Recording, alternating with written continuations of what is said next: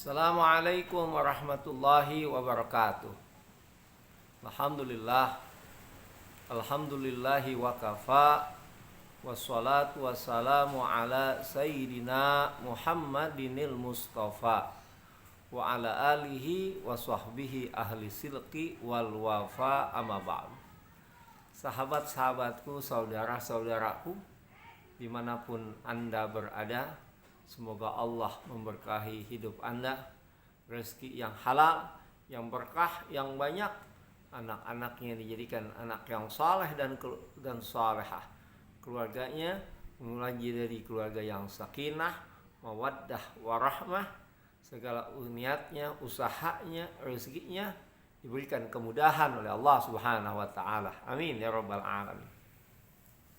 Dalam hidup ini kita ingin sekali bahagia. Tidak mudah stres, tidak mudah frustasi. Makanya Imam Hasan Al-Basri mengingatkan, ini tergantung ada di dalam hati kita. Kalau hati kita menerima ketentuan takdir dari Allah Subhanahu wa taala, hati kita tidak rusak, tidak hancur, maka ketenangan batin akan timbul di dalam hati kita. Makanya orang banyak yang stres, banyak yang frustasi karena adanya kerusakan di dalam hatinya. Ala inna fil jasadi mudghah, idza saluhat saluhal jasadu kullu, wa idza fasadal jasadu kullu, ala wahiyal qalbu. Ingatlah, di dalam hati ini ada segumpal daging. Apabila daging itu baik, maka akan baiklah seluruhnya. Dan apabila daging itu jelek, daging itu rusak, maka akan rusaklah seluruhnya. Ingatlah bahwasanya segumpal daging itu adalah hati. Saudara sekalian, ada beberapa hal yang menyebabkan rusaknya hati manusia. Yang pertama adalah yunibuna biroja'it taubah. Orang yang berbuat dosa sambil mengharap-harapkan taubat. Dia menganggap bahwa seakan-akan kematian dia tahu kapan waktunya. Seakan-akan hidup akan berakhir, dia tahu kepastiannya. Ini orang yang angkuh, orang yang sombong. Dia beranggapan seperti itu. Padahal kematian tidak ada yang dapat mengetahuinya. Fa idza jaa ajaluhum la yastakhiruna sa'atan wa la yastaqdimun. Apabila ajal telah datang, ajal telah tiba, tak ada seorang pun manusia yang dapat mengetahuinya. Saudara sekalian, jadi kita ini kalau misalnya melakukan perbuatan dosa, kita sudah tahu dosa itu kita lakukan, maksiat itu kita lakukan, maksiat itu kita perbuat, seharusnya ada introspeksi di dalam diri kita untuk tidak kembali melakukan perbuatan yang dilarang oleh Allah Subhanahu wa taala. Kenapa? Karena kita masih diberikan kesempatan hidup. Kita masih diberikan kesempatan untuk bertobat. Karena banyak yang kita lihat dalam hidup ini, berapa banyak orang yang ingin bertobat tapi telah berakhir hidupnya dengan kematian. Berapa banyak orang yang sedang maksiat, sedang menikmati kemaksiatannya, tapi ternyata di saat dia sedang mabuk-mabukan, minuman-minuman keras, pada saat itu sakaratul maut datang menjemputnya. Ketika dia sedang melakukan maksiat, berzina, pada saat itu kematian menjemputnya. Walikulli ummatin ajal.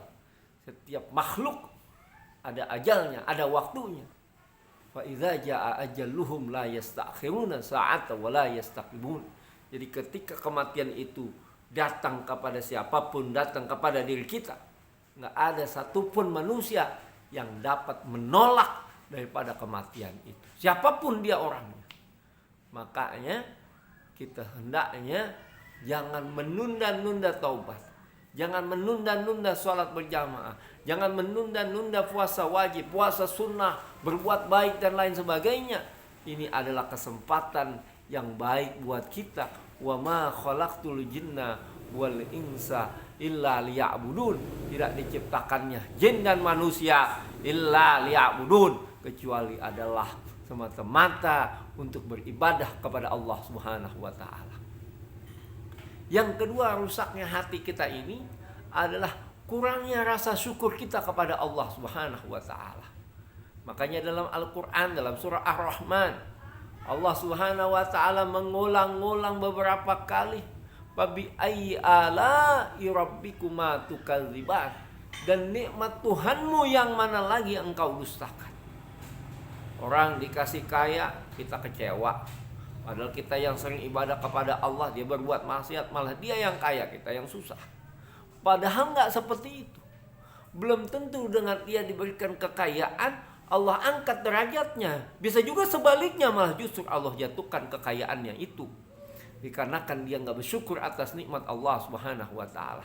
Dan belum tentu juga orang yang dikasih hidupnya miskin tidak mulia di mata Allah Subhanahu wa taala.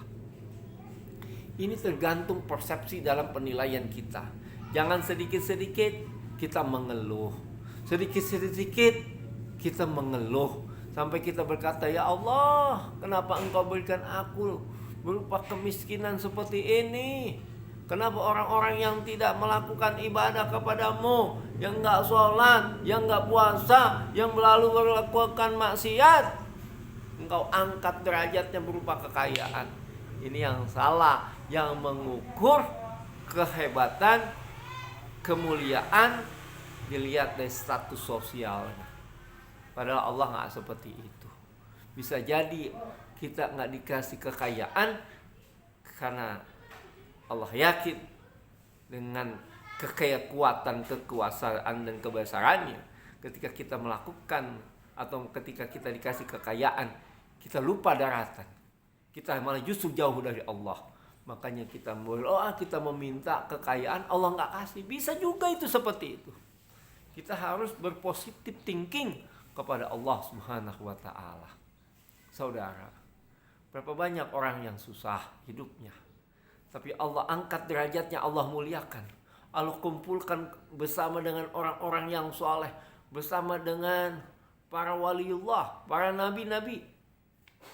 Kita lihat Nabi Ayub alaihissalam, dia tidak kaya, tapi justru ketika Allah berikan ujian berupa kemiskinan dalam hidupnya, anaknya diambil semuanya, kekayaannya hilang, dijauhkan dari masyarakat kampungnya dan lain sebagainya, tapi dia tetap sabar, tetap menerima takdir dari Allah Subhanahu wa taala dengan usaha, dengan optimis, dengan keyakinan. Allah muliakan derajatnya.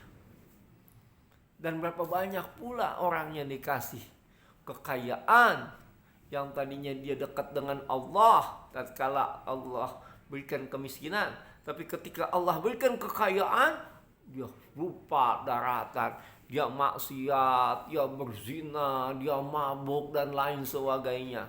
Akhirnya ia jauh dari Allah ketika meninggal dunia dalam keadaan su'ul khatimah.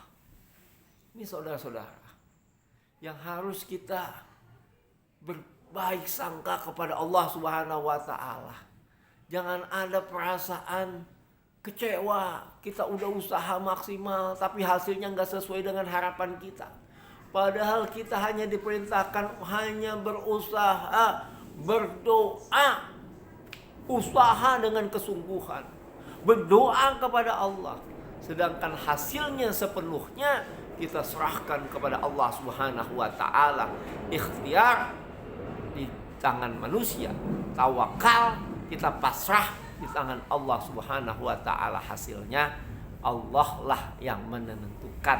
Jadi seandainya pun kita udah usaha maksimal kemudian tidak sesuai dengan harapan kita, jangan kecewa, karena Allah menilai dari usaha maksimal yang kita kerjakan, sedangkan hasilnya hanyalah di tangan Allah Subhanahu wa taala.